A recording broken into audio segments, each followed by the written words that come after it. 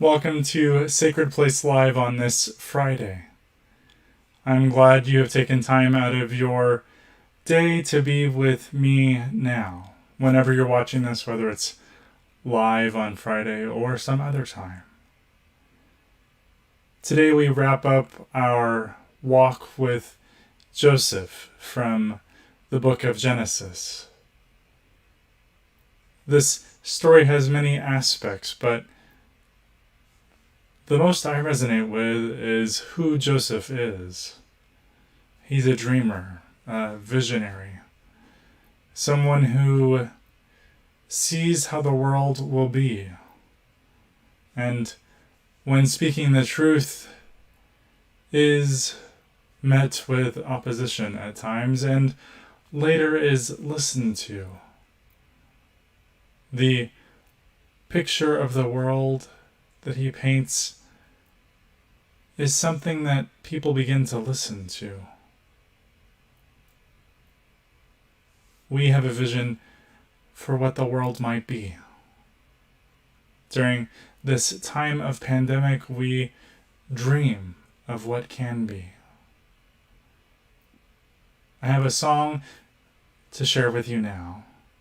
As you listen to it, might you imagine what can be?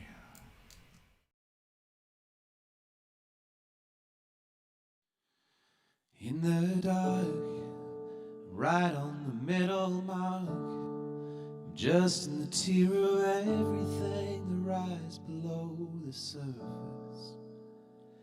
And I watch from a distant 17. I'm short of the others' dreams of being golden and on top. It's not what you painted in my head. There's so much there instead of all the colors that I saw. We all are living in a dream. Life ain't what it seems. Everything's a mess. And all these sorrows I have seen lead me to believe that everything's a mess. But I want to dream, 'cause I want to dream.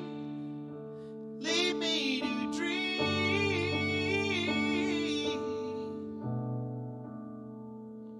In the eyes of a teenage crystallize all the prettiest of lights that hang the hallways of the home.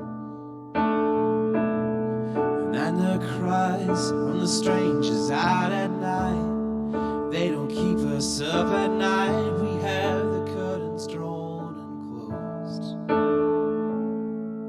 We all are living in a dream. Life ain't what it seems.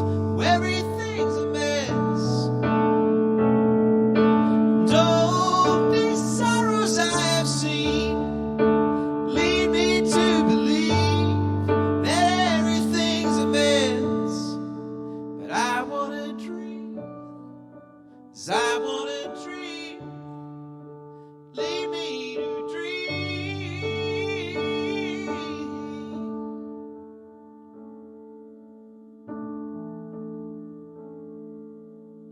I know reasons to keep me from seeing everything is actually a mess. But now I am leaving. All of us were only dreaming. Everything is actually a mess.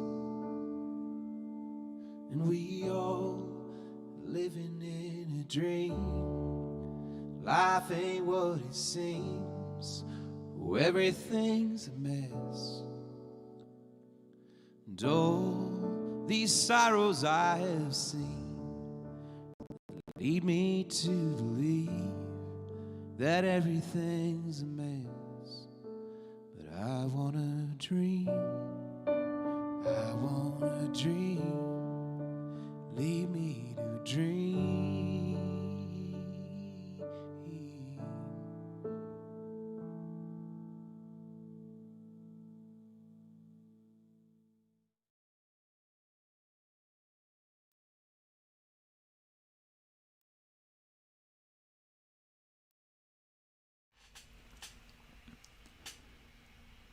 Now Israel loved Joseph more than any of his other sons, because he was born when Jacob was old. Jacob had made for him a long robe. When his brothers saw that their father loved him more than any of his brothers, they hated him and couldn't even talk nicely to him. Joseph had a dream and told it to his brothers, which made them hate him even more. He said to them, "Listen to this dream I had. When we were binding stalks of grain in the field, my stalk got up and stood upright, while your stalks gathered around it and bowed down to my stalk." His brothers said to him, "Will you really be our king and rule over us?" So they hated him even more because of the dreams he told them. So Joseph went after his brothers and found them in Dothan. They saw Joseph in the distance before he got close to them, and they plotted to kill him.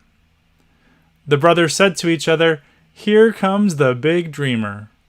Come on now, let's kill him and throw him into one of the cisterns, and we'll say a wild animal devoured him.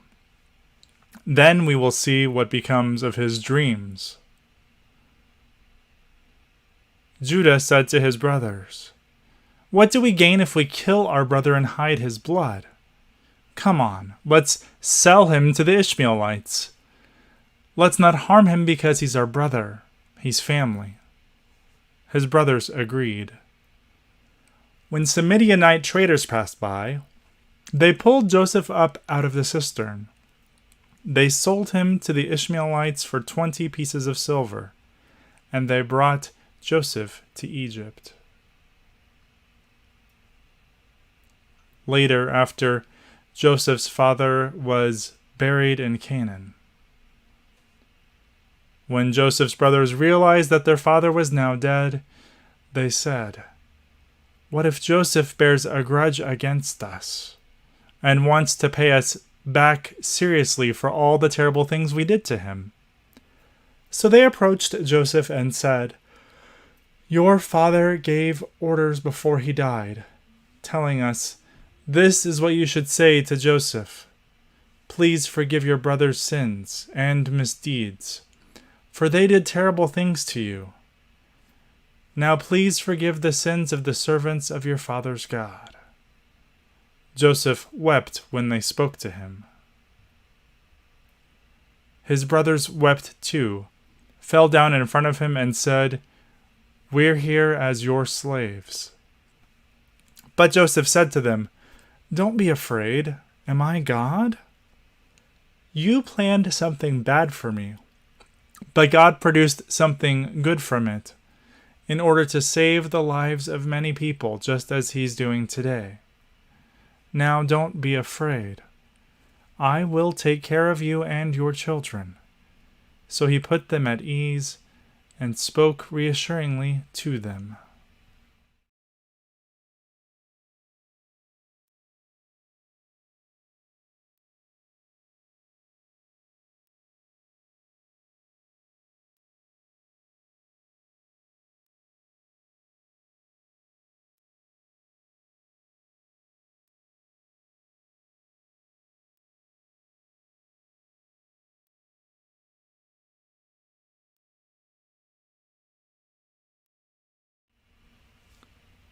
So yesterday, when Heidi spoke of who God is, she shared who our God isn't, most of all.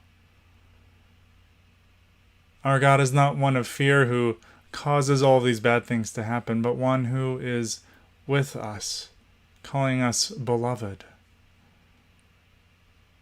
The question I asked myself then, knowing this truth about who God is who are the people of God according to this story? As I talked about on Tuesday, all of these things happen, and Joseph talks about them being for a purpose.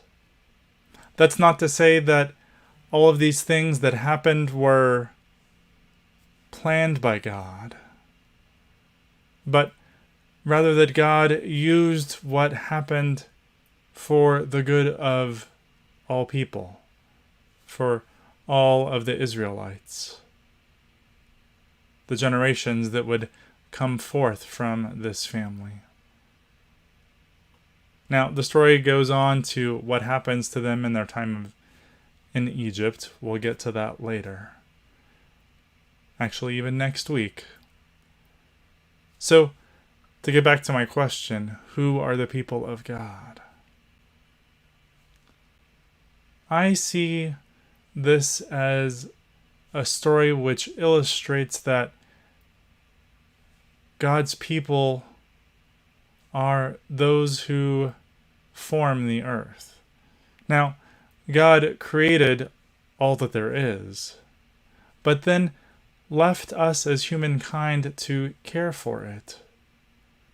So, the way the world is now is because of human action. Whether it's the life of Joseph, which is formed by the decisions of his brothers, or our current state of climate change affecting our weather, of a political system which seems broken, systemic marginalization of people based on the color of their skin or who they love.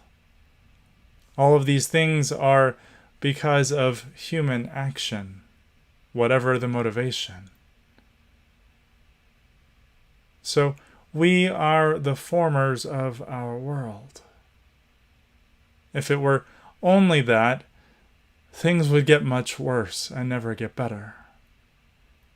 But our God is present in each and every day, speaking to us, helping us to make better decisions as we reform the world, as we try each and every day to shape it a little bit more into God's kingdom.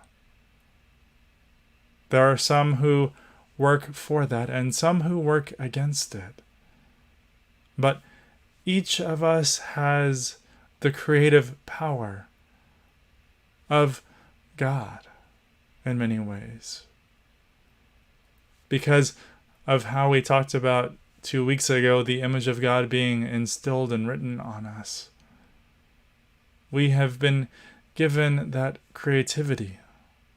How we use it is up to us. How we will form the world into God's dream for it.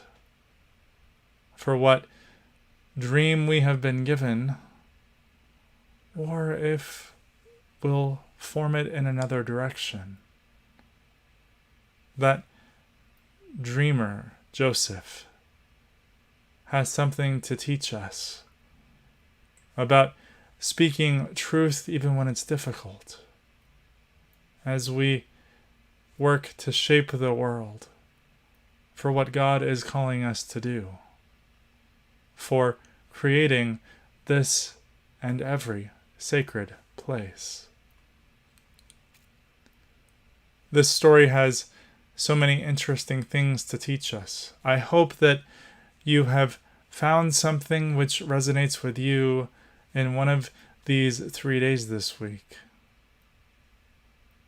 We'll be back next week on Tuesday, Thursday, and Friday at 3:30 with music, with reflection, with other spiritual practices like prayer and meditation.